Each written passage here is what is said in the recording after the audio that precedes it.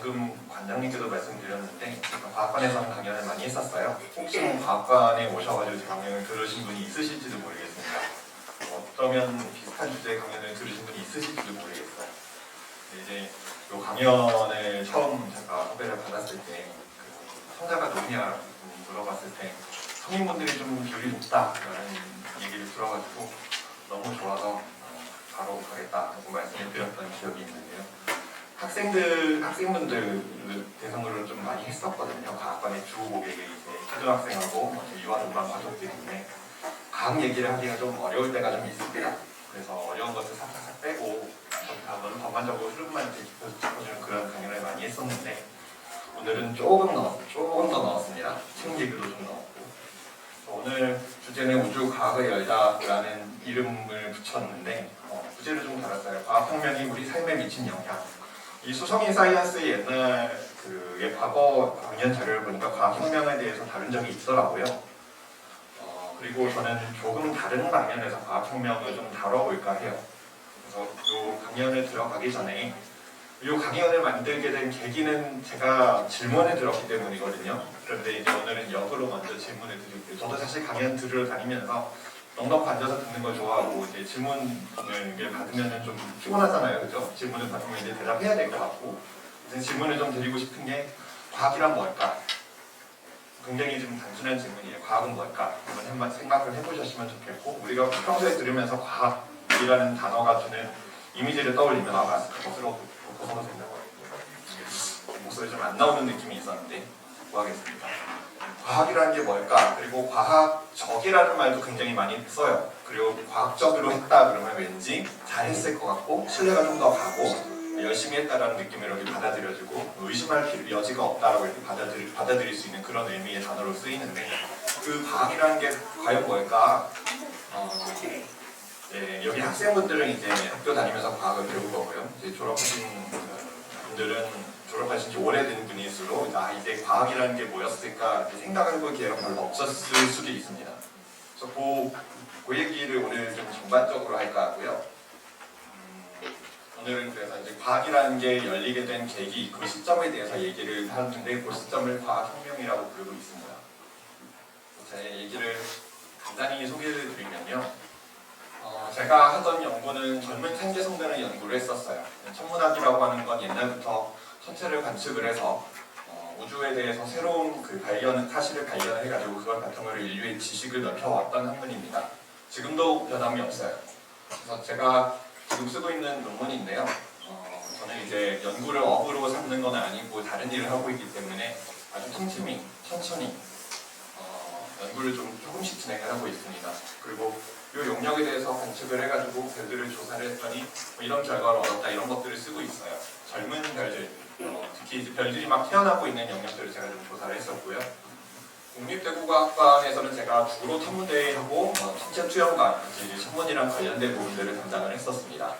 그리고 이제 교육연구실에 재직을 하면서 교육의 운영에 대해서도 좀 세계적으로 좀 들여다봤던 일을 했었고요. 한국과학우주청소년단으로 자리로 온 지 1년 조금 넘었는데요. 이런 일들을 하고 있습니다. 교사연수라든지 아니면 책을 번역을 한다든지 번역은 제가 직접 하는 건 아니고 번역가들이 번역을 하고 제가 내용을 좀 같이 하는 편이고요. 그리고 이제 청소년 해외 연수라든지 여기는 애리조나 대학교거든요.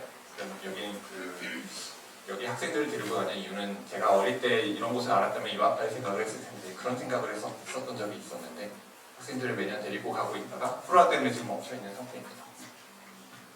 제가 이런 일을 하는 사람들이고 그 다음에 천문학을 연구를 하는 것은 어떤 일을 하느냐라고에 대해서도 좀 말씀을 드릴 거고요. 이게 사실 이 강연을 만든 근본적인 이유거든요. 제가 천문학을 대학교 때부터 공부를 하기 시작을 해가지고 끊임없이 들어왔던 질문이 천문학을 하면 뭐가 좋은가요? 당연히 물어볼 수 있는 질문이고 여러분도 아마 저한테 물어보고 싶으실 거예요. 근데 그 질문에 대해서 대답하기가 짧게 대답하기가 되게 어렵습니다. 질문은 짧게 올 수 있지만 대답을 하자면 설명을 좀 많이 해야 돼요.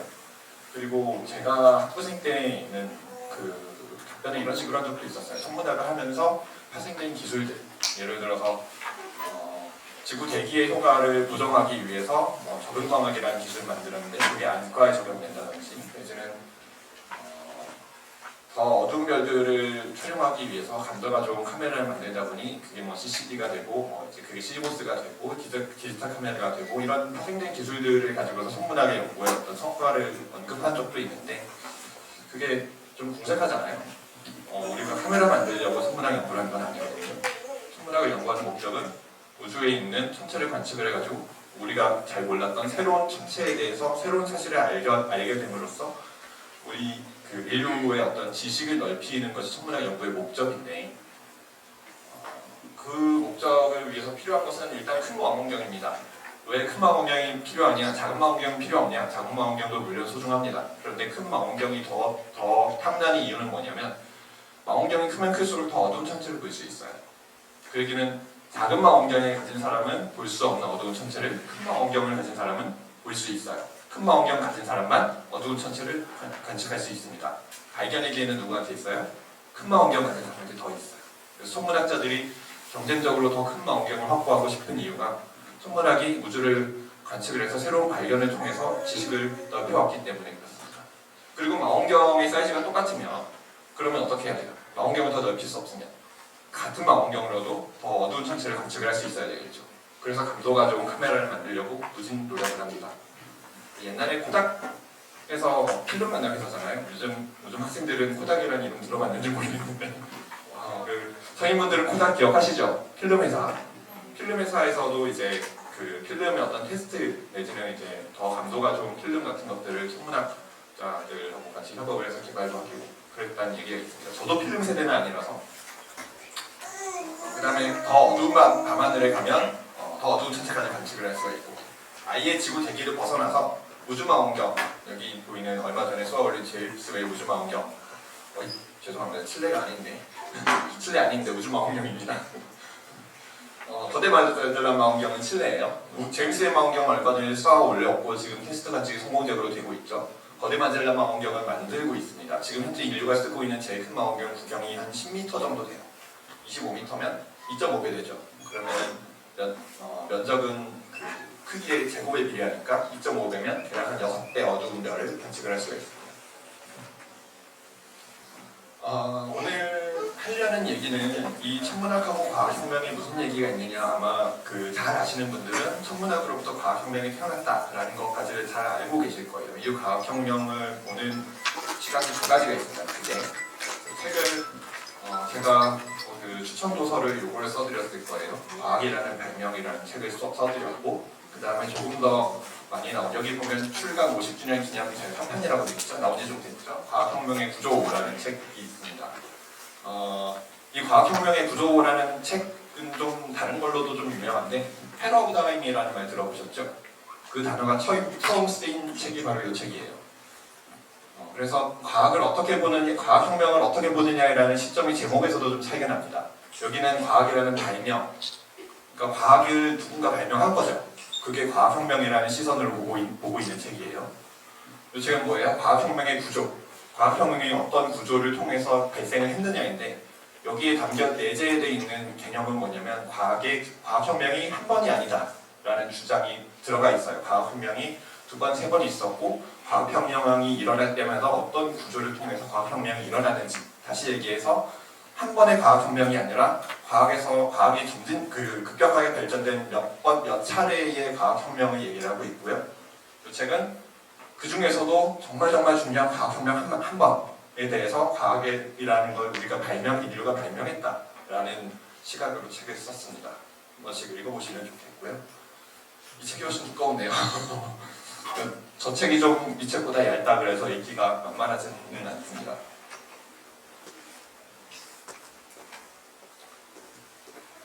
다시 천문학자가 하는 일로 돌아와서 천문학자가 하는 일은 보통 이런 것들이 있어요. 정말 여러 가지 일이 있지만 그 중에 좀 정리를 한다면 별이 어떻게 태어나서 죽는지 요거는 이게 중요한 여러 가지 이유가 있지만 그 중에서도 제일 궁금한 거는 태양이 어떻게 태어나서 죽는지를 연구하기 위해서 별에 대해서 주로 연구해요. 우리 인류에게 직접적으로 영향을 주는 인류의 가장 소중한 에너지원이고 그 다음에 외계인 성품세 이건 과연 우리 지구 밖에 생명체가 있을 것인가 생명체, 지구 밖에 생명체를 찾는 탐색 방법 두 가지가 있어요. 하나는 우리가 직접 가지 않고 관측을 해가지고 외계 생명체의 신호를 찾는 게 있고, 다른 하나는 직접 가는 게 있죠. 근데 우리가 직접 갈 수 있는 데는 제한되어 있어요. 어디까지? 태양계 정도예요.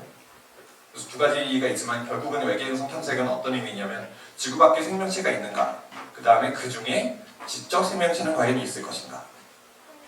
그 다음에 외부 운하고 우주론은 좀 묶을 수도 있는데 제가 좀 일부러 구분하긴 했는데요. 결국 외부 운하나 우주론이나 우리 우주가 어떻게 생겨나가지고 어떻게 지나해왔고 앞으로 어떻게 될 것인가에 대해서 궁금한 거거든요.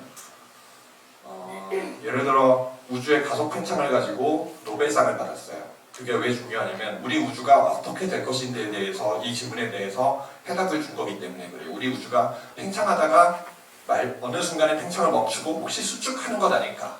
그러면 우주의 시간적인 끝이 있는 거잖아요, 그죠? 근데 우주가 가속 팽창한다, 점점 더 팽창 속도가 빨라지고 있다는 것을 발견했기 때문에 그래서 노벨상을 받았는데, 그럼에도 불구하고 외부하고 우주론을 좀 구분해 놓은 이유는 뭐냐면 우주론 쪽에는 물리가 좀 더 많이 어려운 물리가 많이 들어가고요. 외부하는 순수하게 관측만으로도 그 연구를 좀 용이하게 할 수 있는 그런 분야입니다. 네, 요즘 이 그림을 가지고 왔는데 많은 분들이 물어보세요. 그럼 그게 돈이 되느냐? 돈이 되느냐고 물어보면 아까 처음에 말씀드렸던 공색한 대답으로 돌아가야 돼요. 이걸 천문학을 하다 보면 카메라도 만들고 안과에도 도움이 되고 파생되는 기술이 있어서 돈이 된다라는 질문. 근데 천문학의 목적은 그게 아니거든요. 천문학의 목적을 달성하기 위해서 상당히 많은 돈을 쓰고 있습니다. 여러분의 세금도 꽤 많이 들어가고 있어요. 돈은 안 됩니다. 그럼 이 천문학을 왜 하느냐라는 것이죠. 요게 제가 받았던, 수없이 많이 받았던 질문이에요. 그래서 이 과학혁명에 대해서 과학혁명의 의미에 대해서 좀 먼저 돌아가려고 하는데, 이 질문에 대해서 대답을 하기 위해서 무려 한 400년도 더 전으로 돌아가야 됩니다. 천문학에 있어서 중요한 사건들을 막 보다 보면 천문학자들한테 중요한 사건들은 있어요. 그런데 천문학자가 아닌 분들한테 피부로 와닿을 만한 사건들을 찾다 보니까 결국은 과학의 시작점으로 가게 됐습니다. 여러 가지 인류의 삶을 바꾼 여러 가지 혁명들을 제가 나열을 해놨는데요. 제가 일단 관측 천문학을 전공했던 사람이라고 말씀드렸잖아요. 근데 이제 이 표를 보시면 아시겠지만 여기에는 역사도 좀 들어가 있고요. 과학 철학도 좀 들어가야 되고 과학사도 좀 들어가야 됩니다. 종교혁명을 설명하려면 신학도 알아야 되고요. 산업혁명을 얘기하려면 제가 기술도 좀 알아야 되는데, 그래서 제가 좀 한계를 좀 짚고 가려고 그래요. 천문학자로서 봤을 때 또 이 표를 그렸기 때문에 좀 틀린 게 있을 수도 있습니다. 그렇지만 우리가 학교에서 역사책에서 배웠던 혁명들을 제가 나름대로 기억나는 것들을 좀 넣어봤는데요. 시작은 1차 농업혁명이라고 적었는데 사실은 여기가 역사의 시작인 거거든요.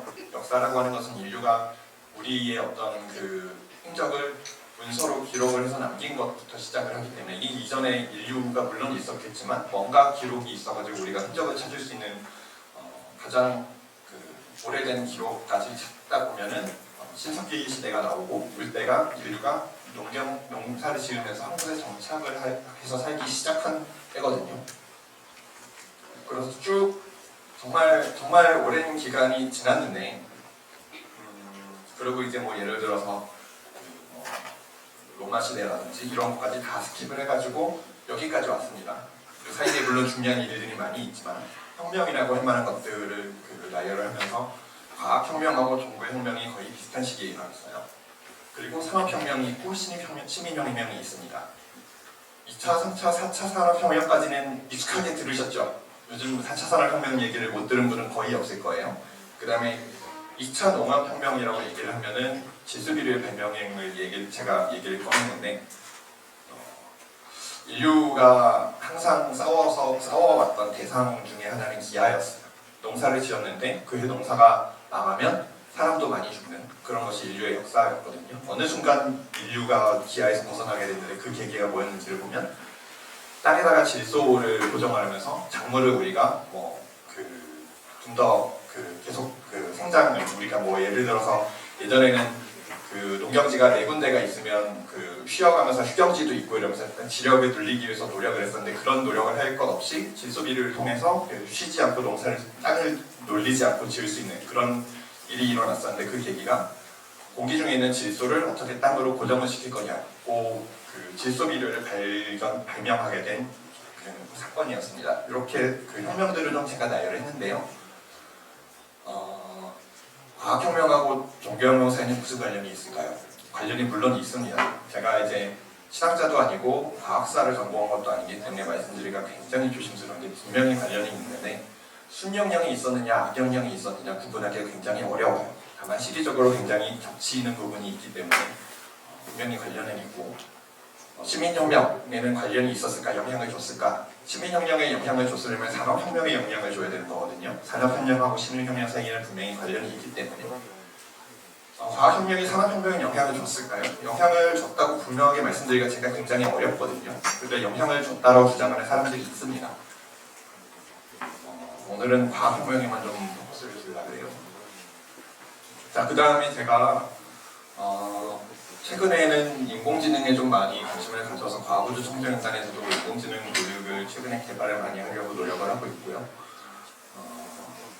여기서 이런 생각을 좀 해봤어요. 지도학습이 있고 비지도학습이 있어요. 인공지능의 지도학습은 뭐냐면 사람이 했었던 어떤 행위들의 데이터를 막 주고서 그 데이터를 가지고 학습을 시켜가지고 인공지능이 그 학습된 데이터를 가지고서 따라하게끔 만드는 거고 비지도 학습은 그런 게 아닌 거거든요. 그 주어진 룰을 따라서 계속 하다 보면 어떻게 하면 이기고 어떻게 하면 지는지가 자기가 그 경우를 경험하게 되니까 이기는 쪽으로 계속 발전하게 인공지능의 비지도 학습을 시키는 거거든요. 그래서 바둑의 예를 좀 들어보시면 알파고는 다들 아시죠? 저도 굉장히 충격이었는데요. 저는 바둑 두는 사람은 아니고 장기는 많이 뒀었어요. 지금도 장기는 좀 둡니다. 근데 장기하고 바둑이 다른 점은 뭐냐면 바둑은 경우의 수가 너무 많아서 컴퓨터로 계산하기에는 너무 벅차서 인간 최고수를 바둑의 인공지능으로 인간 최고수를 이길 수는 없다라고 생각을 해왔었고요. 알파고 전까지는. 장기나 체스는 진작에 점령이 됐어요. 경우의 수가 훨씬 적기 때문에. 어느 정도냐면 인터넷이 보급화되기 전 이미 2000년 이전에 장기도사라는 프로그램이 나왔었습니다. 그 프로그램이 거의 프로 장기 계산급의 기력을 가지고 있었어요. 저는 프로는 아니고 아마추어거든요. 아마 2단을 가지고 있습니다. 장기도사가 최고수, 고수, 중수 이렇게 있는데요. 저는 장기도사의 중수 정도예요. 고수 정도만 돼도 정말 기를 쓰고 둬야지 어쩌다 한두 판 이길 정도. 그 장기도사 같은 프로그램이 이런 식으로 타리를 탐색을 해요.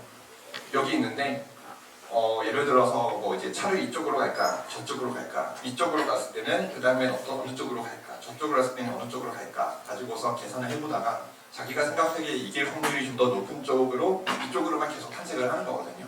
이쪽은 탐색할 틈이 없어요. 이길 것 같은 쪽으로 계속 탐색을 해서 들어가요. 그래서 인공지능이 아직 탐색하지 못한 쪽으로 장기를 두게 되면 그 인공지능이 소위 얘기하는 이상한 수를 남발합니다. 버그 같은 수를 남발을 해요. 근데 이제 2010 몇 년이었죠? 제가 알파고 대 이세돌의 대국에 관심이 있어가지고 졸업을 앞둔 와중에도 불구하고 실시간으로 생중계를 보고 있었는데 바둑 기사들이 그 얘기를 하더라고요.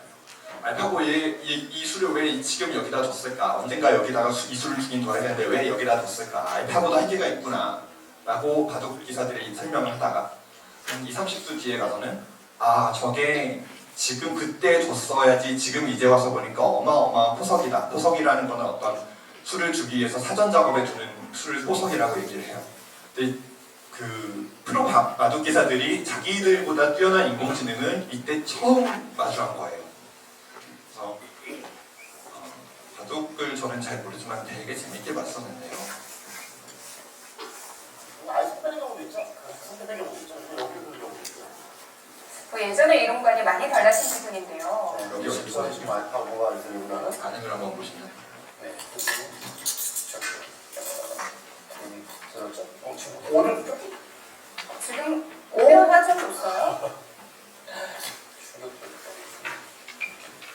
그러니까 지금까지 본 수 중에 가장 충격적인 수 같은데요. 와, 저는 정말 충격적입니다. 이수님 좀 이상하다고 얘기해야 되는 거 아닌가요? 그 인공지능 상대하다 보면 이런 것들이 종종 나타나요. 그 장기 앱에도 보면 저도 종종 장기 앱에 들어서 장기를 두는데 이게 사람이구나. 이게 사람이 아니고 옆에 인공지능을 켜놓고 그대로 따라주는구나. 한 열수만 더 보면 알 수 있습니다. 이제 사람이라면 인간 가지고 있는 어떤 목적, 그 다음에 그 목적에 위배됐을 때 발생하는 제가 반발했을 때 나타나는 어떤 반응, 이런 인간적인 것들이 하나도 안 느껴지고요. 사람이라면 잘 둘 것 같지 않은, 사람이라면 너무 복잡해서 그쪽으로는 생각하지 않을 것 같은 것들이 자신 있게 나오는데, 그럼 저는 그거는 실수일 거라고 생각하거든요. 나중에 가서 보면 어마어마한 수익기를 통해서 나오는 그런 수들이 있어요. 인공지능을 상대하다 보면 이거는 사람이 아니다라는 걸 바로 알 수 있는데, 이제 프로 가수기사들 분들은 아마 이때 처음 마주하셨던 것 같아요. 그래서 알파고하고 이세돌의 1국을 보면은 이세돌 구단이 알파고가 어떤지를 테스트해보기 위해서 이상한 수 던지는 것들이 나중에 보면은 해설로 이렇게 나옵니다. 알파고가 어떤 건지 알아보기 위해서 이세돌이 좀 테스트를 해본 수인 것 같다, 이런 것들 해설로 좀 나와 있으니까. 그래서 1국이 제일 재밌어요.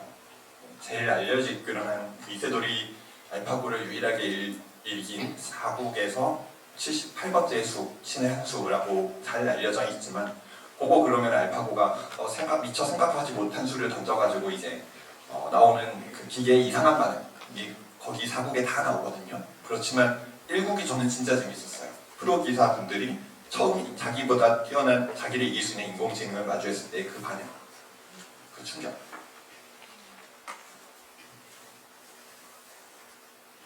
이 인공지능의 지도학습, 비지도학습을 말씀드린 이유는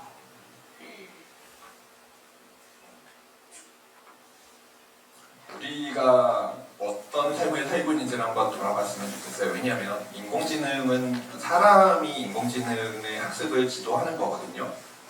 사람이 인공지능한테 어떤 데이터를 던져주느냐에 따라 똑같이 학습하는 인공지능이라도 결과적으로 그 인공지능의 반응이 달라져요. 왜냐하면 사람이 준 데이터가 다르니까. 예를 들어 개하고 고양이 사진을 주고 얘는 개고 얘는 고양이야 라고 던졌을 때 인공지능이 잘 구분하겠죠. 주어진 데이터가 정확하다면. 그런데 이제 개하고 고양이 사진을 던져줬는데 고양이를 보고 사자라고 이렇게 입력을 해주면 인공지능은 고양이 사진 볼 때마다 얘는 사자입니다 라고 얘기를 하는 거죠. 인류도 우리 스스로도 늘 지도학습을 받아왔어요. 어디서요? 학교에서. 무엇을? 인류가 지금까지 우리 선대의 모든 인류들이 만들어온 지식들을 정리해서 학교에서 배워왔습니다. 그래서 역사교육이 중요한 이유가 그거죠. 정말 착한 사람인데 어떤 유튜브라서 좀 조심해야 될 것 같은데 그러니까 이렇게 얘기해도 되나 모르겠네요. 어떤 일본 사람이 독도는 일본 땅이야 라고 얘기를 한다면 그 사람이 나쁘다라기보다는 그 사람이 그렇게 교육을 받아왔을 확률이 큰 거죠. 그래서 우리가 알고 있는 과학은 우리가 학교에서 배운 겁니다. 그러면 이렇게 생각해 보면 좋겠어요. 인류 전체는 지도학습을 받았을까? 비지도학습을 받았을까요? 그거를 좀 생각해 봤으면 좋겠어요. 지도학습. 그렇죠. 왜냐면 선사시대 이전에는 기록이 없으니까. 그죠? 그렇지만 이런 생각도 한번 해보면 어떨까요? 그러면 선사시대 이전의 인류는 어떻게 선사시대까지 도달했을까? 굉장히 수많은 시행착오를 거치고 수많은 지도학습들이 반복되는 와중에 어느 집단인가는 좀 더 앞서 나가는 집단이 있었어요. 그렇지만 인류 전체적으로 봤을 때 한 번만 있는 그런 이벤트들이 있습니다. 아까 처음에 보여드렸던 이런 것들. 어느 날 시민혁명이 일어났어요. 예를 들어 프랑스 대혁명을 제가 여기다 적었지만 영국의 명예혁명도 있고 미국의 독립 전쟁도 있고 유럽 쪽만 나오고 있네요. 대체로 이제 우리가 누리고 있는 문명의 어떤 흐름이 유럽이 좀 많죠. 과학혁명도 어느 날 한 번 일어났던 이벤트라는 시각에서 제가 오늘 설명드린다고 말씀드렸어요. 그런 면에서 보면 과학혁명도 한 번 일어났는데 이 과학혁명이 일어나려는 조건이 있었습니다.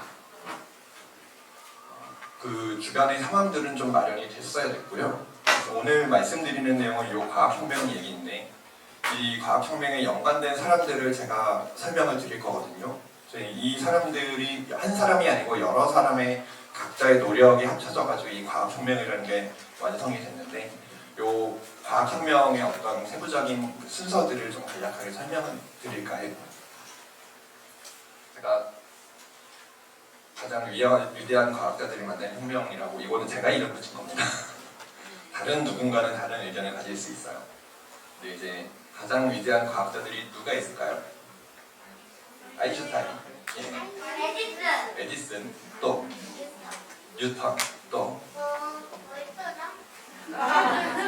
제가 많이 들어본 이름 중에 두세 명이 아직 안 나왔어요. 갈릴레오 갈릴레이, 또 이제 몇 명 가장 위대한이라고 이름을 붙이니까 몇 명 안 나와요. 이름을 잘 그냥 얘기해요. 아리스토텔레스, 또 코페르니쿠스, 또 없나요? 다빈치, 또 없어요. 대체로 나왔는데 더 나온다고 하면 이제 테슬라 얘기하는 분도 있었고요. 테슬라가 회사 이름인 것 같지만 사람 이름입니다. 피리 부인 얘기하는 분도 있었어요. 근데 이제 나올 이름은 다 나왔는데 네, 또 뉴턴, 예, 좋습니다. 그래서 검색을 한번 해보셔도 좋고요. 대체로 아인슈타인은 빠지지 않는 것 같아요. 뉴턴도 빠지지 않는 것 같아요, 그죠? 여기는 그 이견이 보통 없더라고요. 세 번째에 누가 들어가야 될까요? 에디슨을 과학자로 하기엔 약간 차이가 있어요. 여기에는 과학하고 기술을 구분해야 됩니다. 에디슨은 기술자에 가까워요. 어떻게 보면 다빈치 같은 경우도 다빈치가 과학 활동을 많이 했거든요. 그 사람은 근데 굉장히 다재다능하고 정말 많은 것들을 했는데 뭐 예술가일 수도 있고요. 뭐 발명가일 수도 있습니다. 기술자일 수도 있고요. 근데 다빈치가 했던 어떤 과학적인 연구들이 대중한테 공개가 잘 안 돼가지고 인류의 과학의 어떤 발전에 큰 영향을 미치지 못했어요. 그 사람이 했던 일들에 대해서. 그래서 다빈치를 제가 했죠. 그래서 세 번째로 보통 넣는 게 갈릴레오 갈릴레이예요. 그래서 아인슈타인, 뉴턴, 갈릴레오 갈릴레이를 보통 가장 위대한 과학자들로 넣는데 분명히 아인슈타인은 과학혁명에 연관을 안 했습니다. 뉴턴하고 갈릴레오 갈릴레이는 연관이 돼 있어요. 어떤 사람들이 연관이 돼 있냐면 이 사람들이거든요. 코페르니쿠스, 티코 브라헤, 요하네스 케플러, 뉴턴, 갈릴레오 갈릴레이. 케플러는 아시죠? 요즘 좀 유명해졌어요. 걸그룹 중에 케플러라는 이름으로 활동하고 있는 분들이 있습니다. 그래서 저희 과거주 청소년단의 홍보대사를 어떻게 보실 수 없을까라는 저희 개인적인 희망을 갖고 있는데 이분들 중에 한 명이라도 빠지면 과학혁명의 구성이 좀 어려웠을 거예요. 언젠가 일어났을 텐데 이분 중에 한 명이라도 빠졌으면 과학혁명은 늦어졌을 겁니다. 요 얘기를 오늘 제가 주로 드릴 얘기들이 이분들에 대한 얘기고요. 시작은 뭐냐면 우리는 지금 다 알고 있어요. 지구가 태양을 돌고 있어요. 어떻게 알고 있어요? 학교에서 배웠어요. 우리가 여기 이제 진짜 지구가 태양을 도는 건지 태양이 지구를 도는 건지 직접 테스트해보신 분들은 없죠. 아마 없을 겁니다. 저도 그런 적 없거든요. 근데 굉장히 당연하게도 한 군데 서가지고 태양을 바라보면 태양이 동쪽에서 서서 서쪽으로 여러분이 보실 때는 동쪽에서 더 서쪽으로 봅니다. 보통 남쪽을 바라보고 이렇게 그림을 그리니까 그러면 당연히 태양이 나를 돌고 있죠. 아무 생각 없이 태양만 바라봤을 때. 그래서 지구적인 세계는 뭐냐면 지구에 내가 서 있고 태양이 나를 돌고 있구나라는 생각이에요. 과학혁명 이전까지 거의 2000년 동안 인류가 믿었다. 2000년이 아니고 사실은 몇만 년 동안 믿었을 수도 있는데요. 근데 몇만 년이라고 제가 함부로 얘기를 못하겠어요. 왜냐하면 기록이 없으니까. 거의 2000년이라는 건 뭐냐면 누가 그런 소리를 처음 기록으로 남겨가지고 주장을 하기 시작을 했냐면 그 원흉을 좀 여기서 탓을 하기 시작을 한다면 아리스토텔레스입니다. 아리스토텔레스가 제시했던 어떤 지구 중심의 어떤 과학 철학이라고 얘기를 해요. 과학이라기보다는 과학 철학이라고 얘기를 합니다. 과학 철학을 바탕으로 과학혁명 이전까지 거의 2000년 동안 인류가 믿었던 우주의 세계는 지구가 있고 제일 가까이에 달이 있고 그 바깥에 수성, 금성, 그리고 여기 태양이 있습니다. 그 다음에 뭐 화성, 목성, 토성, 그리고 여기는 북박이 별, 이 별들은 움직이지 않는다라고 생각을 했어요. 왜냐하면 잘 보면 이 별들은 밤낮에 따라서 계절에 따라서 위치가 달라 보일지언정 이 별들의 상대적인 북박이 별들의 상대적인 위치가 변하지 않았거든요. 근데 태양계 식구들은 매일 같은 시각, 같은 장소, 같은 시각에서 보면 위치가 조금씩 움직였어요. 그래서 움직인다 그래서 행성이죠. 자, 그럼 얘네들이 어떤 우주를 갖고 있냐면요. 지구가 여기 있고요. 뭐 달이 여기쯤 있어요. 그 다음에는 뭐 수성, 금성, 태양 이런 식으로 해서 우주가 층져 있어서 그 층 전체가 돈다라는 생각이었습니다. 왜 그러냐고는 묻지 마세요. 왜 태양이 지구를 도는지에 대해서 어떤 그 계산을 통해서 이제 제시를 하던 시대가 아닙니다. 그냥 그렇게 믿었어요. 지구가 우주의 중심이 있고 제가 아리스토텔레스 이렇게 기원점 한 300년, 350년 정도고 그리고 그 다음에 이제 행성의 운동 중에 이상하게 움직이는 애들이 있었습니다. 톨레마이어스가 그걸 이렇게 얘기를 했었는데 그 전에 그림을 한번 보고서 동영상을 한번 보고 넘어가면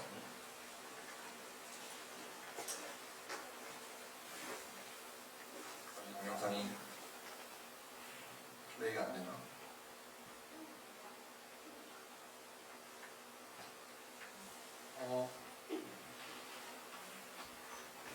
넘어가 보겠습니다. 이제 다음 슬라이드에서 이런 게 나오네요.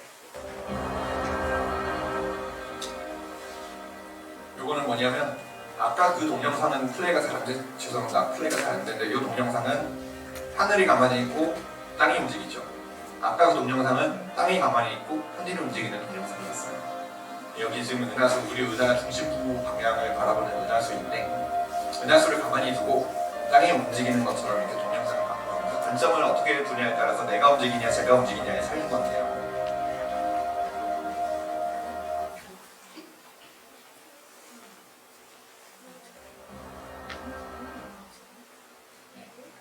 그 와중에 별들은 괜찮은데 행성을 관측을 하다 보니까 뭔가 이상한 거예요.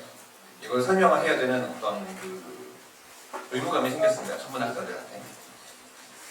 그 다음에 이제 아리스토텔레스하고 신학이 굉장히 궁합이 좀 잘 맞았어요. 그래서 왜냐하면 신학은 신이 인간을 위해서 모든 것들을 이렇게 만들어 주셨는데 신이 인간을 위해서 만들어 주신 지구가 우주의 중심이라는 건 굉장히 자연스럽죠.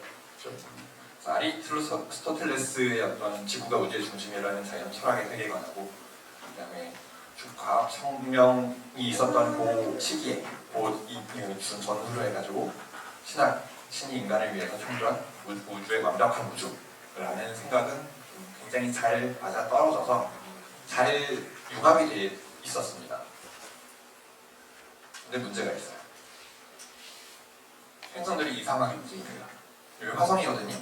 이거는 오른쪽에 있는 사진은 날짜 각별로 별들을 가만히 두고 화성의 어떤 움직임을 촬영을 한 건데 이렇게 움직이다가 밝아지고 있는데 밝아지니까 갑자기 뒤로 획 돌아서서 이쪽으로 가요. 여기서 제일 밝아요. 어두워지기 시작을 하니까 이쪽 와가지고 다시 획 돌아서 가던 길을 대로 갑니다. 이렇게. 그래서 요거를 이렇게 순행, 갑자기 뒤돌아서 역행을 하다가 갑자기 다시 뒤돌아서 다시 순행을 한다. 원래 가던 방향으로 순행을 하다가 거꾸로 간다 그래서 역행이고요. 다시 뒤돌아서 순행을 합니다. 근데 역행을 할 때 화성이 제일 밝아요. 모든 외행성들은 똑같습니다. 화성이 왜 중요하냐면 화성은 2년마다 이 현상이 한 번씩 일어나거든요. 화성을 관측을 하면 화성이 지구에서 제일 가까워서 이 현상이 워낙 드라마틱하게 일어나기 때문에 물론 목성도 1년에 한 번씩 일어나기는 하는데 화성이 위치가 매번 많이 바뀌면서 이런 현상이 일어나니까 천문학자들이 화성을 굉장히 중점적으로 관측을 했었어요. 요거를 설명하려고 이상한 걸 덧붙이기 시작을 했습니다. 우리가 학교에서 배운 것을 잊어버리고 1600년 중세로 가서 우리가 학교에서 배운 게 없을 수도 있고 어떤 사람들은 학교에서 좀 배운 사람들일 수도 있어요. 그렇지만 머릿속에는 우주는 완벽하고 신이 인간을 위해서 지구를 만들어 주셨고 우주는 당연히 신이 만들었어요. 그 생각을 가지고 보자고요. 그래서 행성들의 궤도는 전부 다 완벽한 원입니다. 그런데 완벽한 원으로는 아까 보여드렸던 역행을 절대 만들어낼 수 없어요. 이상하다. 근데 우주의 규칙은 원의 가장 아름다운 도형이니까 원을 추가하면 어떨까? 그래서 원을 추가합니다. 뭐냐면 화성이 지구를 도는데 그냥 도는 게 아니고 요 원을 하나 추가해서 요 원 위를 이렇게 뺑글뺑글 돌면서 요 원이 이 화성의 궤도를 돈다라는 생각인 거예요. 요걸 주전원이라, 요 원을 그래서 주전원이라고 합니다. 화성은 어떻게 돼요? 요 위에서 이렇게 돌고 있는데 이 원이 이렇게 움직이는 거니까 이런 식으로 그러면 아까 보셨던 순행 역행을 만들어낼 수가 있죠. 그 다음에 요건 뭐예요? 수성하고 금성이에요. 실제로 관찰해보면 수성하고 금성은 태양에서 일정 각도 이상을 벗어나지 않아요. 그래서 이유는 모르겠지만 태양이 지구를 돌고 있는데 수성은 이렇게, 금성은 이렇게 태양하고 지구 사이의 선을 따라서 움직인다 라고 생각을 했습니다. 왜는 아직 잘 모르겠어요. 왜냐하면 이때는 그 태양계의 구조를 몰랐고 태양계의 구조를 알고 나서야 태양계가 왜 그런 구조를 움직이는지를 알게 됐는데 그게 뉴턴이 한 일이거든요. 그 결과로 인류가 중력을 이해하게 됐는데 왜인지 아직 모를 때이기 때문에 그래서 우리 이렇게 한번 설명해볼까? 저렇게 한번 설명해볼까? 시도를 하던 단계예요. 그런데 문제가 또 있어요. 주전을 하나로 해보니까 맞출 수가 없는 거예요. 그러면 주전을 하나 있는데 하나 또 못 붙이냐? 주전을 하나 더 붙입니다. 더 붙여요. 주전을 계속 붙일 수가 있습니다. 그리고 궤도는 원인데 이상한데 그 원은 원인데 원의 중심에 지구가 있는 게 아니라 중심에서 약간 떨어져서 이심이 있어서 여기에 그 지구가 있고 이런 원 궤도를 도는 게 아닐까 그런 생각도 했었습니다. 어때요? 복잡하죠? 뭐가 맞는 거예요? 코페르니쿠스가 했던 주장은 너무 복잡하지 않나? 그게 이 복잡한 그 태양계의 구조를 지구가 태양을 도는 걸로 태양을 우주의 중심으로 놓으면 혹시 해결할 수 있지 않을까라는 게 코페르니쿠스의 주장이었습니다. 다른 건 똑같아요. 주전원을 없앴을 뿐. 태양을 우주의 중심에 놓으면 주전원을 없애고 모든 행성의 궤도를 원으로 깔끔하게 만들 수 있다. 첫 보기에도 이게 훨씬 깔끔하잖아요. 그렇죠? 복잡하게 설명하는 것보다 단순하게 설명을 할 수 있으면 단순한 설명이 좀 더 진리에 가깝다라는 것은 예나 지금이나 과학자들이 똑같이 생각을 하고 있습니다. 그래서 두 가지. 지구가 태양을 돈다. 태양을 중심으로 하는 동심원으로 우주를 설명을 하자. 코페르니쿠스가 내세운 요 태양 중심 모형은 여전히 안 맞았어요. 계산을 해보면 기존의 어떤 복잡한 주전원을 사용한 지구 중심 체계의 우주론하고 그다음에 코페르니쿠스의 태양 중심 우주하고 비교를 해봤을 때 어떤 그 계산의 정밀도나 이런 면에 있어서 관측을 얼마나 잘 예측하느냐에 있어서 여전히 잘 안 맞았습니다. 그리고 코페르니쿠스는 요거를 책으로 써서 냈거든요. 우리나라의 번역서가 전체는 아니고 일부를 번역한 책이 있어요. 전체 회전에 관하여 제가 한 2, 3년 전에 샀었는데 지금 재고가 있는지는 모르겠습니다. 중고 서적은 찾아볼 수 있을지 모르겠어요. 읽기가 그렇게 어렵지 않으니까 한번 읽어보시면 좋을 것 같아요. 이제 코페르니쿠스는 이 책을 내고 출판하자마자 죽어버립니다. 책을 출판하는 걸 좀 미뤘어요. 왜냐하면 당시에 어떤 그 세계관하고 좀 위배되잖아요. 우주의 중심이 지구가 아니고 태양에 있다라고 주장을 하는 것이 그래서 좀 우려를 좀 했었어요. 내가 이거 책을 출판해도 될까? 그런데 이제 출판 작업을 벌이면서 책을 좀 준비를 하고 거의 책이 출판되기 직전에 죽어버립니다. 그래서 책을 출판하고 어떤 이제 사람들하고 토론하고 뭐 이런 과정이 거의 없었기 때문에 잊혀졌다고 생각을 했지만 실제로 천문학에 좀 관심 있는 그 당시 유럽의 어떤 지식인들은 이 책에 존재하고 이 책의 어떤 핵심 내용을 알고는 있었어요. 그 중에 한 사람이 이 사람입니다. 티코 브라이라는 사람인데 제가 이름 붙였어요. 인류의 역사를 바꾼 천문학자. 제가 붙인 이름입니다. 이렇게 생겼는데요. 아까 처음에 보여드렸던 화성 사진이죠. 이 화성을 열심히 관측을 합니다. 뭘로? 맨눈으로. 근데 이제 맨눈 관측이 역대 최고로 정밀 했어요. 정말 정밀했고 이후로 이 사람보다 더 정밀한 맨눈 관측자는 없었는데 사실은 망원경이 발명되기 때문이죠. 이후로는 망원경으로 관측을 했으니까 더 정밀하게 관측을 했죠. 어쨌든 역대 최고의 정밀도로 관측을 했고 그 자료를 담대하게 남겼는데 왜냐하면 이 자신도 이제 우주의 구조에 대해서 좀 뭔가 문제를 풀고 싶은 거죠. 왜냐하면 문제가 있다는 건 알았어요. 뭔가 계산도 잘 안 맞고 예측도 잘 안 되고 자기가 좀 풀어보겠다. 그래서 자기가 낸 결론이 이겁니다. 지구는 움직이지 않는다. 그렇지만 지구와 달을 제외한 다른 행성은 태양을 돈다. 다시 얘기하면 지구가 여기 있고요. 달이 여기 있는데요. 태양이 지구를 돌아요. 나머지 모든 행성, 수성, 금성, 화성, 목성, 토성을 거느리고 태양이 지구를 돕니다.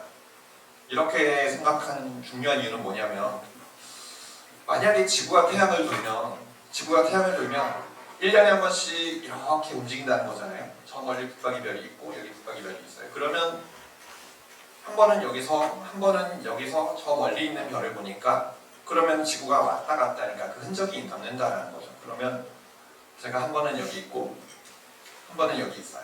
그게 관측돼야 될 거거든요. 그걸 연주시차라고 해요. 그래서 이 티코 브라이라는 사람이 연주시차를 관측을 해봤어요.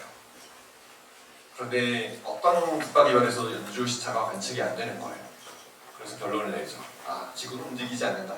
정확하게는 지구가 움직인다는 증거가 없는 거죠.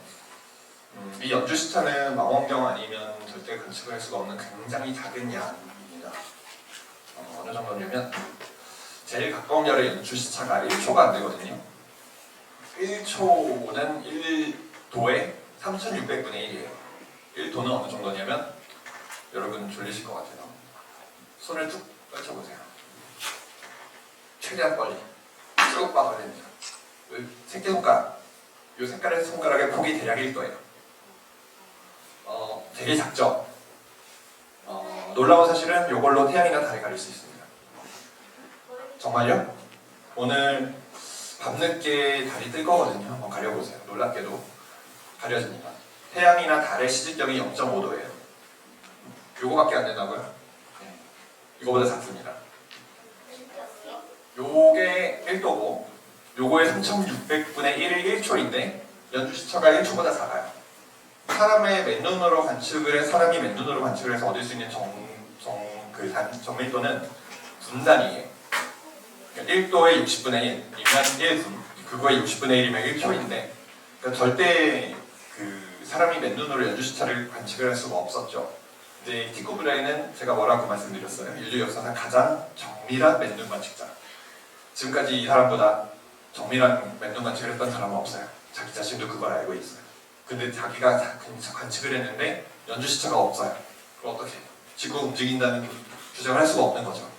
그래서 태양이 움직인다라고 주장을 했어요. 이게 티코의 우주 모형인데 안타까운 건 지구가 움직이느냐 태양이 움직이느냐 바뀌면 그것만 바꾸면 지금 우리가 알고 있는 태양계 모양하고 똑같아요. 단지 지구가 움직인다라는 것을 관측적인 증거로 찾아내지 못했을 뿐 좀 안타깝죠. 그리고 이 티코 브라이는 관측은 굉장히 잘했는데 계산 능력은 좀 떨어지는 사람이었습니다. 눈은 정말 좋았어요. 근데 이제 비명행사예요. 굉장히 좀 깐깐한 성격이고 타협이 없는 성격이고 그렇기 때문에 정밀한 관측 자료를 남겨줬을 거라고 저는 보는데 이제 이 관측 자료를 자기가 다른 사람한테 넘기지 않고 특히 이 뒤에 나오는 케플러한테 넘기지 않고 죽어버립니다.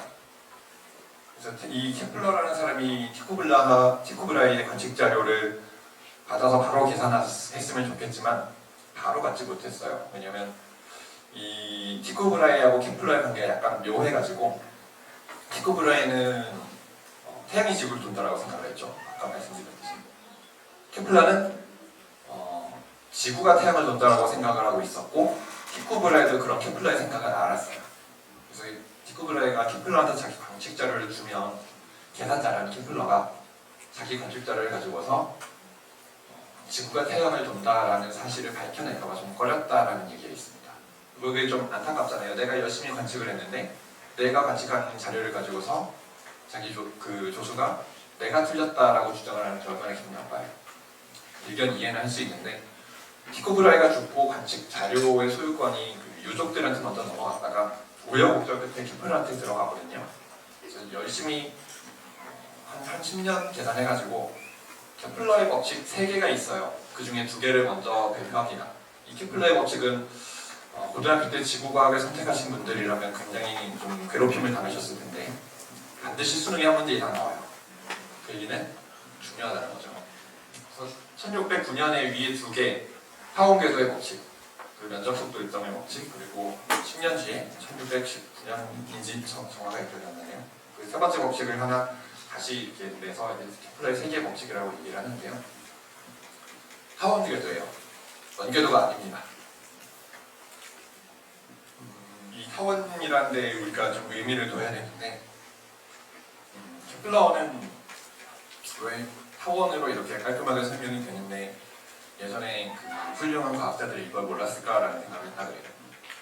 그런데 타원이라는 것 때문에 케플러의 법칙이 잘 받아들여지지 않았어요. 왜냐하면 원이 아니니까. 원이라는 가장 완벽한 도형으로 우주를 설명을 해야 되는데 타원이잖아요. 그 다음에 케플러의 법칙을 바탕으로 뉴턴이 만류인력의 법칙을 드디어 만들어냅니다. 케플러의 법칙을 바탕으로 중력을 수식으로 표현하는데 뉴턴이 미분 적분을 만들었다는 걸 알고 계시죠? 그리고서 만류인력의 법칙을 가지고서 케플러의 법칙을 증명을 해버립니다. 그걸 바탕으로 우리가 얻게 된 것은 서로 질량을 가진 물체들이 어느 정도 거리로 떨어졌을 때 어느 정도의 힘으로 서로 끌어당기는가를 계산할 수 있게 됐어요. 중력이라는 것을 우리가 수식으로 표현할 수 있게 됐죠. 그래서 과학혁명의 일련의 과정을 보면요. 지구중심 체계가 있었는데 일식이 예측이 잘 안되고 일련의 길이도 좀 잘 맞지 않고 여러 가지 천문 현상들이 좀 부정확한 것들이 있었는데 이런 현상들을 가지고서 코페르니쿠스가 가설을 세웁니다. 혹시 지구가 태양을 도는 게 아닐까? 코페르니쿠스는 그 가설을 내세우고 바로 얼마 지나지 않아서 죽어버렸고 그걸 가설을 시험하기 위해서 티코브라이가 태양계 행성을 정밀하게 특히 화성의 궤도를 정밀하게 관측을 했고 그 가설을 관측한 자료를 가지고서 케플러가 가설을 입증을 했죠. 타원 궤도를 뒀다. 행성, 지구가 태양을 돈다라는 것을 입증을 했고 그리고 결국 법칙까지 갑니다. 만류인력의 법칙까지 갑니다. 이 일련의 과정이 우리가 교과서에서 보는 과학의 어떤 그 과정이 다 들어가 있어요. 근데 여기 한 사람이 빠졌습니다. 요거는 뭘 했을까요? 여러분은 여기 나오는 사람들, 뉴턴을 제외하고 여기 나오는 사람들보다 갈릴레오 갈릴레이를 더 잘 아셨을 거예요. 뭐 때문에? 그래도 지구는 돈다 때문에. 지동설을 주장하다가 종교재판을 받은 유명한 사건으로 훨씬 더 유명한데요. 이분이 없이 이 일련의 과정이 다 설명이 되잖아요. 그죠? 실제로 갈릴레오 갈릴레이가 책을 쓰기 전에 케플러의 법칙이 더 먼저 나왔어요. 그래서 갈릴레오 갈릴레이가 했던 것들을 보면요. 망원경을 최초로 발명한 건 아니고 망원경으로 최초로 천체를 본 것도 아니고 이제 영국 사람이라고 알려져 있거든요. 그렇지만 망원경으로 천체를 관측을 해서 많은 사람들에게 알리려고 무진회를 했었습니다. 거기에 대해서는 첫 번째 얘기 분명합니다. 그래서 달을 봤더니요, 달이 표면이 매끈한 게 아니고 자세히 보시면 크레이터가 있죠. 이걸 스케치로 남겼어요. 심지어 저 크레이터를 보고서, 크레이터는 실제로 망원경으로 보시면, 자세히 보시면 밝은 부분에 이제 태양빛이 반사돼서 빛나는 부분하고 그 다음에 그림자가 있는 부분으로 보이는 거거든요. 그래서 보름달에서 크레이터가 잘 안 보여요. 반달에서 크레이터가 잘 보이고, 여기도 보면 기각 그 명암이 있는 부분은 보통 이렇게 요 경계면에서 명암이 좀 잘 보입니다. 그래서 이 그 그림자를 가지고서 달의 산맥의 어떤 그 높이도 재보고 그랬습니다. 그 다음에 행성을 그렸는데요. 다른 건 모르실 수도 있겠지만 이게 토성인 건 아실 거예요. 토성 망원경 보면 되게 예쁩니다. 그리고 이건 뭐냐면 금성이에요. 금성을 망원경으로 봤더니 달처럼 모양의 변화가 있는데 신기하게 보름달 모양일 때는 작고 초승달 모양일 때는 큽니다. 그리고 태양을 봤어요. 여기 보면은 이 검은한 점들이 흑점이에요. 태양의 표면에 흑점이 있거든요. 이거는 이제 태양의 대기 활동 때문에 나타나는 건데, 근데 이제 태양은 인류를 위해서 신이 만들어 주셨잖아요. 근데 태양 표면에 뭐가 있어요? 이상한 점이 있어요. 이거는 목성인데요. 어느 날 망원경을 목성을 봤는데 갈릴레오가 이렇게 기록했어요. 북박이 별들 사이에 목성이 있다. 근데 별들이 목성 주변으로 일렬로 들어서 있다. 그러면은 그 당시에 북박이 별은 저 멀리 있는 별이고 목성은 행성이니까 며칠 지나서 보면은 그 별들은 거기 있는데 목성은 움지가 빠져나왔겠죠. 그래서 되게 신기하다 생각해서 기록을 해놨어요. 며칠 있다 봤는데 별들이 목성을 따라온 거예요. 그래서 날짜에 따라서 이렇게 목성을 쭉 기록을 했더니 별들이 목성을 따라서 움직이는데 한 번은 여기 있고 한 번은 여기 있고 왔다 갔다 하는 걸 알게 됐죠. 그럼 뭐예요? 얘들은 목성을 돌고 있는 얘기죠. 그래서 위성을 발견한 것을 이렇게 정리해서 올려놓은 거고요. 요거를 그림으로 스케치를 해가지고 출판을 합니다. 그래서 두 개의 책을 비교를 해드리면요. 요하네스 케플러의 신천문학이 이제 케플러 법칙 두 개를 먼저 설명을 하는 책인데, 제가 이 책은 우리나라에 번역서가 없길래 그럼 내가 한번 번역해볼까? 하고 원서를 찾아봤는데 원서는 라틴어고 그래서 제가 읽을 수가 없고 영어 번역본을 수집은 했어요. 근데 제가 봐도 이거는 출판에서 아무리 안 되겠구나. 왜냐면 한 600페이지가 넘고요. 그리고 재밌는 게 하나도 안 보여요. 다 뭐 이제 복잡한 그림. 그다음에 여기 보면은 테이블. 이거는 티코의 관측 자료에 있는 것들 중에 자기가 만든 어떤 그 행성의 모형을 집어넣어서 계산을 하면 티코의 관측 자료하고 얼마나 차이 날지 이런 것들을 계산해놓고 이런 모양은 이렇게 계산 결과가 다르고 뭐 또 설명이 있고 다른 모양으로 계산했을 때 계산 결과가 어떻게 다르고 뭐 이런 것들을 설명해놨어요. 보통 일반 사람들이 보기에는 당연히 여기 그림이 있잖아요. 달 표면을 봤는데 울퉁불퉁하다 얼마나 충격적이에요. 그래서 실제로 나오기는 1609년에 케플러의 법칙이 출판이 됐는데 이 책은 어려웠어요. 전문가가 보기에도 되게 어려운 책이었어요. 근데 갈릴레오 갈릴레이의 책 별들의 소식 11개수 넘치스 글을 안 읽어도 돼요. 그림만 봐도 재밌어요. 충격이에요.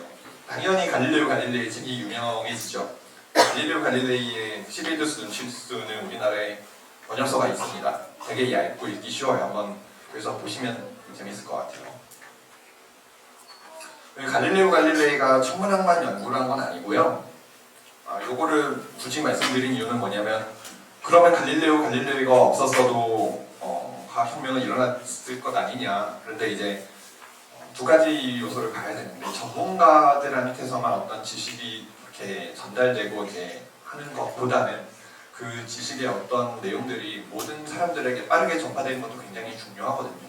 갈릴레오 갈릴레이는 스케치에서 책만 파는 게 아니고 망원경도 되게 여러 개 만들어서 그 신분상승의 욕구나 이런 것들이 좀 강했던 사람인 것 같은데 이제 높은 사람들이 가서 망원경으로 보여주고 망원경 기증하고 망원경을 되게 많이 만들었어요.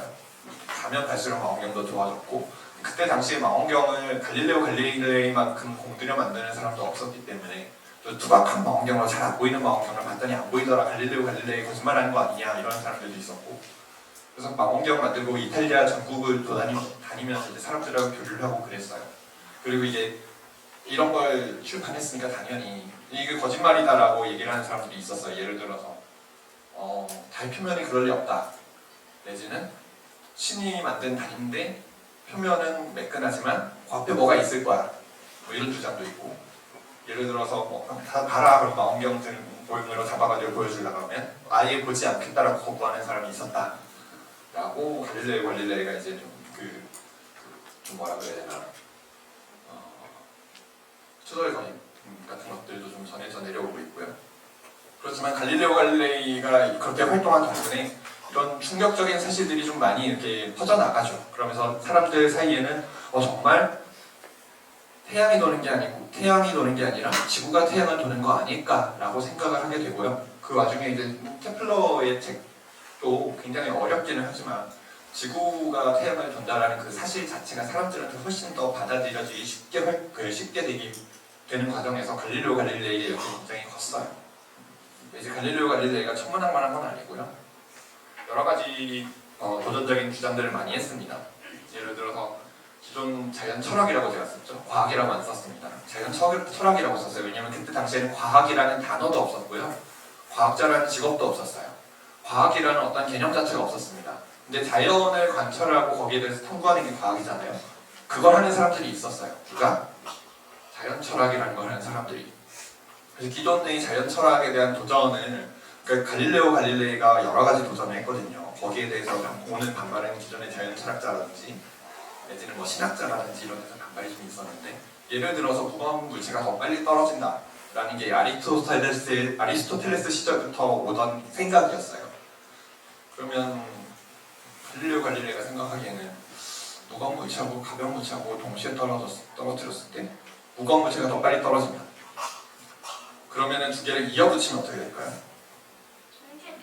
동시에 떨어진다고 하면 그게 맞다. 동시에 떨어지는 게 아니고 두 개 무거운 물체하고 가벼운 물체를 떨어뜨렸을 때 아리스토텔레스가 무거운 게 먼저 떨어진다고 그랬는데 이 두 개를 끈으로 이어요. 한번 이어보죠. 이게 맞다면 얘는 빨리 떨어지고 싶은데 얘가 위에서 잡아당기고 있죠. 그러면 빨리 못 떨어지겠죠. 두 개를 붙여가지고 더 무거운 걸 만들어요. 그럼 어떻게 돼요? 더 빨리 떨어져야 되겠죠. 그게 말이 되느냐? 그럼 한번 떨어뜨려 보지 뭐. 유명한 게 그래서 피사의 사탑이었던 실험인데요. 실제로 갈릴레오 갈릴레이가 피사의 사탑에서 사람들 앞에서 실험했다라는 기록은 없어요. 그렇지만 이제 자기가 그 무거운 물체하고 가벼운 물체를 직접 떨어뜨려 봤다라고 이제 그 편지에 써서 보낸 그런 흔적은 있습니다. 근데 우리가 안 해봤으면 누군가 해보는 용자들이 있어요. 유튜브에서 찾으면 풀 영상이 나오는데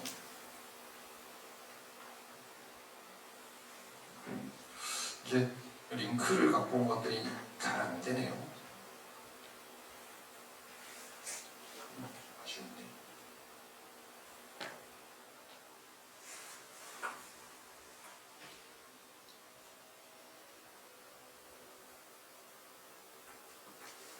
가보겠습니다.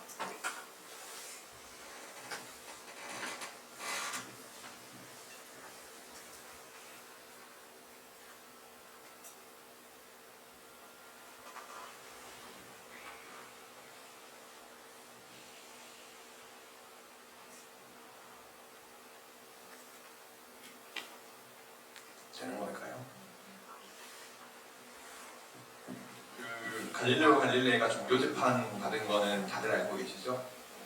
네, 진도 얘기 좀 나올 때까지 좀 진도를 먼저 나가면 아까 처음에 갈릴레오 갈릴레이가 시체를 관측해서 썼던 시리디우스 누치우스라는 그 별들의 소식이라는 책 가지고 간 건 아니고요.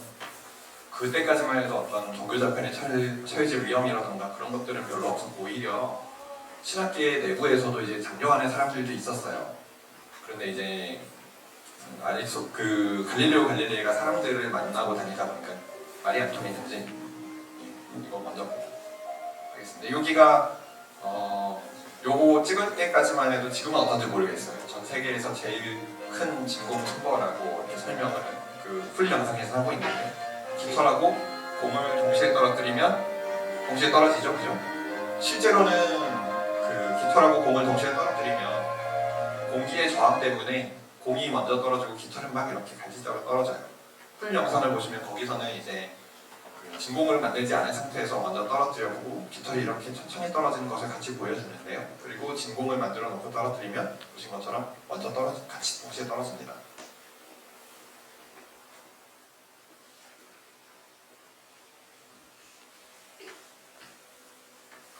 갈릴레오 갈릴레이가 나중에 대화라는 책을 출판하면서 그 과정이 약간 좀 위험하게 돼가지고 그 여러 가지 좀 아쉬운 순간들이 좀 많이 있었는데 결국은 종골판에 처해지게 되는데 그 대화의 내용을 보면 사람 3명이 등장해가지고 서로 논쟁을 해요. 그리고 갈릴레오 갈릴레이하고 같은 주장을 하는 사람이 결국 이기게 되는 그런 내용의 책이라서 여기는 굉장히 좀 많은 반발을 샀었어요. 그 책이.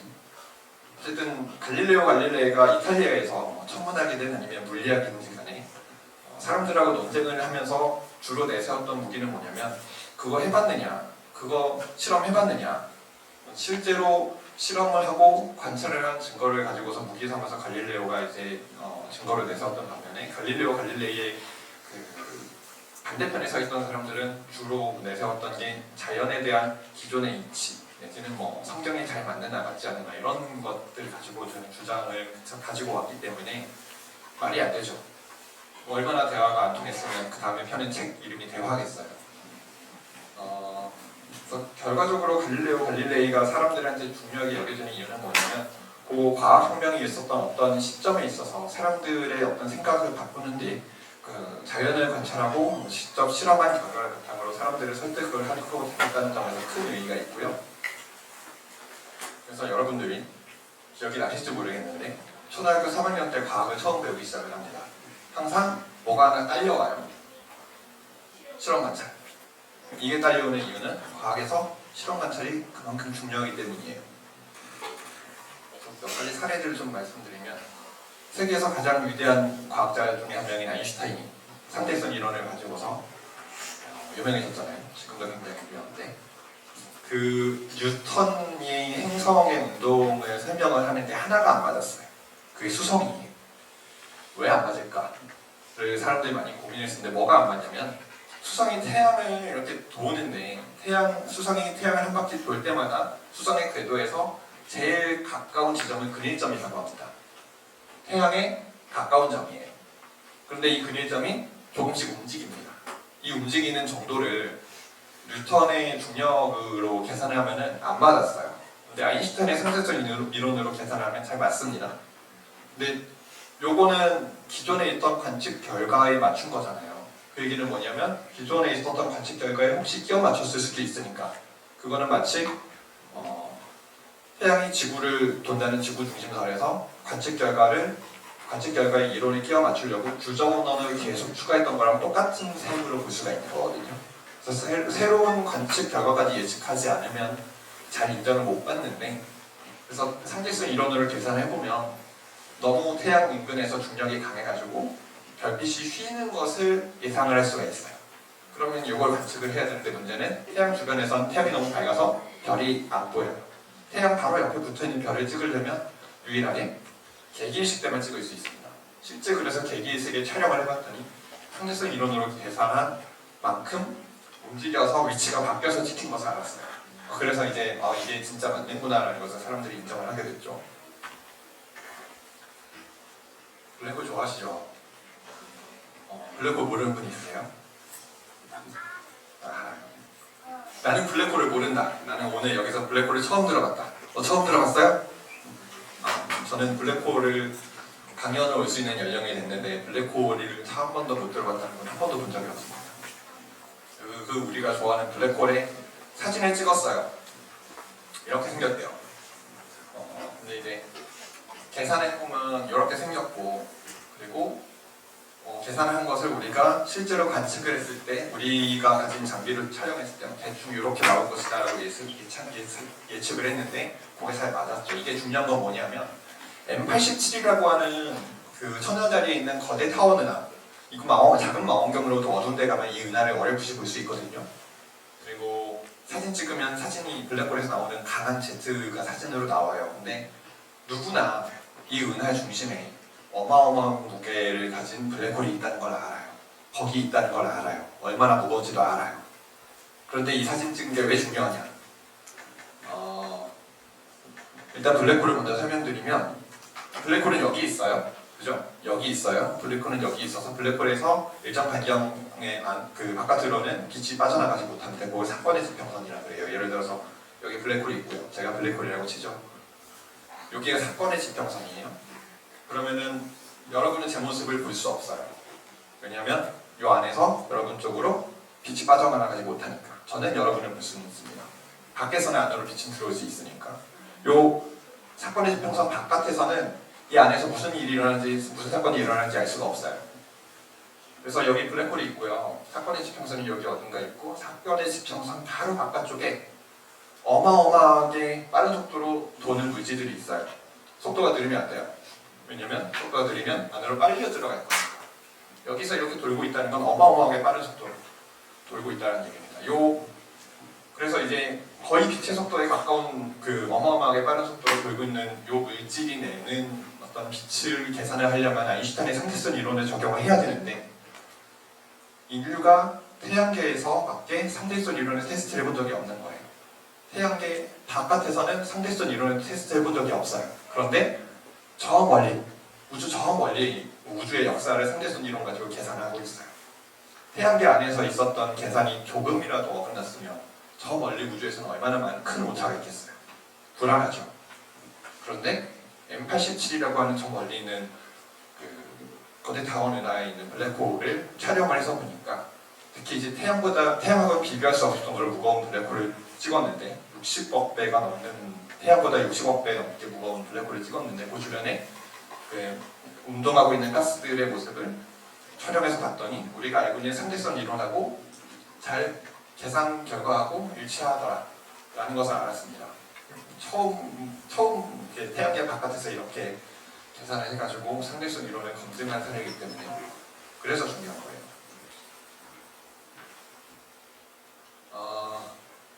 그래서 과학하고 과학혁명 과정에 대해서 좀 말씀을 드렸고, 그 다음에 그 과학에 있어서 관찰이나 실험이 얼마나 중요한지를 말씀해 드렸는데요. 여기서는 간단하게 좀 다른 얘기로 넘어가서 우리 사회에서 과학이 어떻게 쓰이고 있는지를 한번 생각을 해보셨으면 좋겠어요. 예를 들어서 우리가 먹고 있는 많은 식료품들이 사실은 화학 비료를 통해서 많이 생장이 일어나고 있거든요. 식물의 생장을 하려면 어쨌든 탄수화물과 단백질을 만들어야 돼요, 식물이.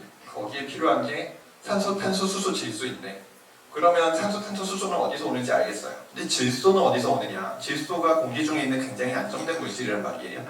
얘가 땅으로 들어가서 뿌리에서 흡수가 되려면 어떻게 땅의 질소를 화학적으로 고정을 해줄 것이냐? 그 기술이 바로 질소 비료예요. 그러면 그 질소 비료를 만들기 위해서 우리가 먼저 알아야 되는 건 뭐예요? 탄수화물하고 단백질을 식물이 생장하는 탄수화물하고 단백질이 필요하고, 그 탄수화물하고 단백질을 구성하는 게 탄소, 수소, 질소고, 그 중에 탄소, 수소는 광합성 호흡, 뿌리를 통해서 흡수할 수 있는데, 질소를 뿌리를 통해서 흡수해야 되는데 어떻게 질소를 화학적으로 고정해 줄 거냐까지가 과학의 영역에서 연구가 다 선행이 돼야 되는 것이죠. 우리가 와이파이를 쓰고 있잖아요, 그죠? 여기 와이파이나 아니면 이제 휴대폰 안 쓰시는 분들이 없으실 텐데, 그거는 전파의 신호를 심어가지고 이제 전송을 하는 기술이거든요. 근데 그러면 쭉 전파에 관련된 기술을 쭉 찾아가지고 가장 처음이 언제인지를 찾아서 가보려면 누군가가 전파를 어느 순간에 발견했을 거예요. 그 전파를 발견한 사람이 헤르츠였던 것 같아요. 갑자기 잘 기억이 안 나요. 헤르츠 맞을 겁니다.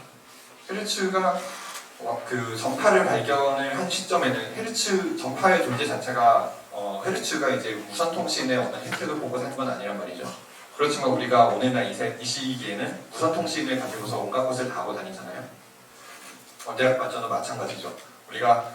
제가 여기 프로젝터도 쓰고 노트북으로도 강연도 준비하고 했는데, 나 전기인데 전기의 상당 부분은 우리가 원자력 발전에서 발전하고 있는데요. 이 원자력 발전의 시작점은 퀴리 부인이 라듐을 가지고서 방사성 원소에 대해서 연구를 한 것이 첫 번째인데, 정작 그 퀴리 부인은 방사능에 많이 피폭이 돼가지고 좀 감명을 했지만, 퀴리 부인이 얻은 당시의 소득 자체는 없단 말이죠. 그렇지만 오늘날 우리는 이제 원자력 발전을 가지고서 많은 전기를 이용을 하면서 혜택을 누리고 있습니다. 그래서 과학을 왜 하느냐, 기초과학을 왜 하느냐라는 어떤 질문에 있어서 과학이 어떤 그 특정한 시점, 16세기 말 17세기 사이에 과학이라는 것이 천문학을 통해서 천동설에서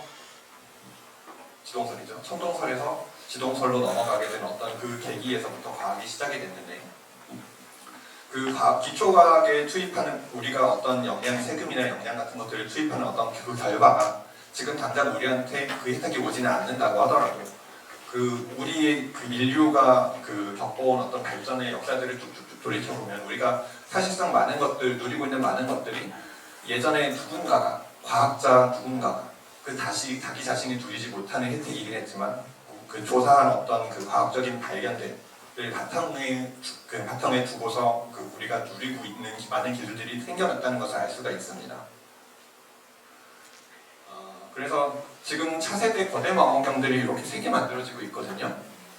우리나라가 이제 거대 마젤란 망원경, 25m 거대 마젤란 망원경에 참여를 하고 있고요.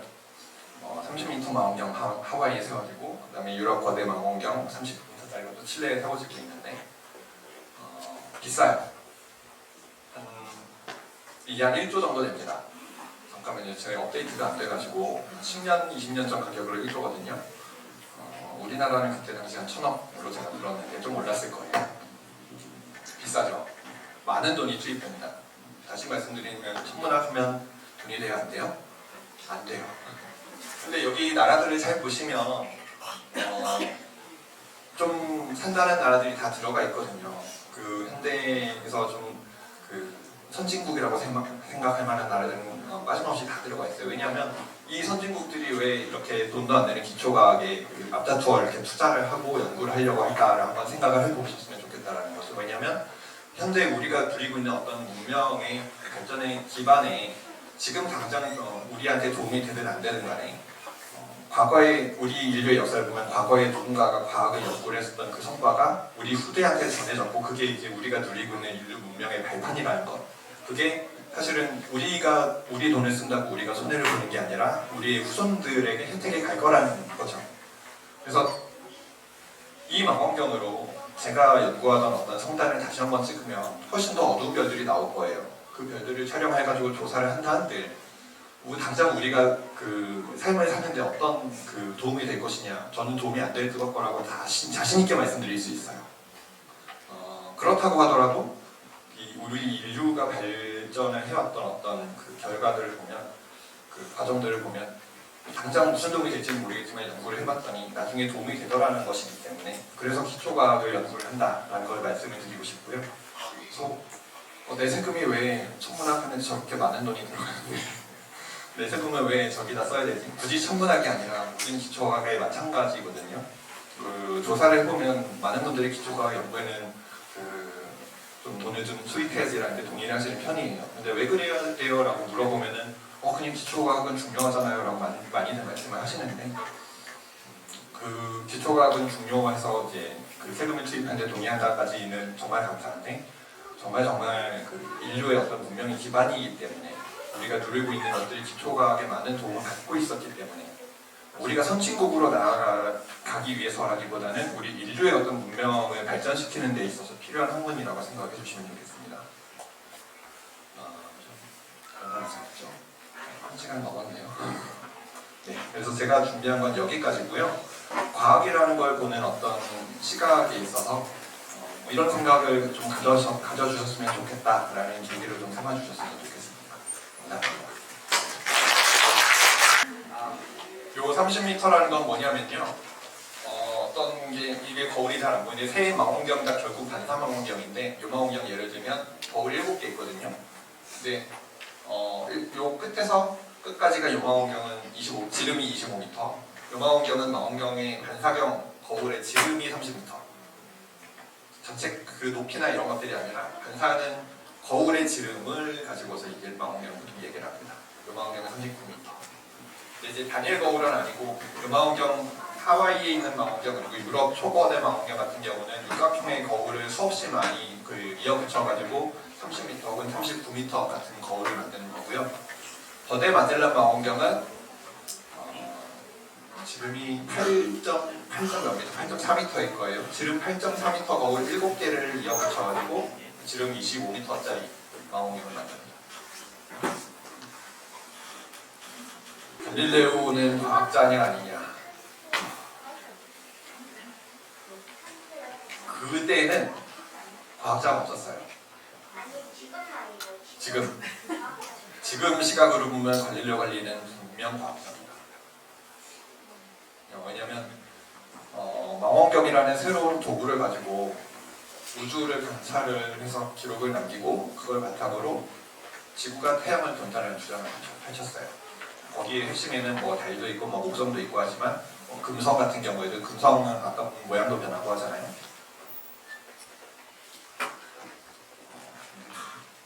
예를 들어서 여기 보면 금성인데 모양이 변하죠.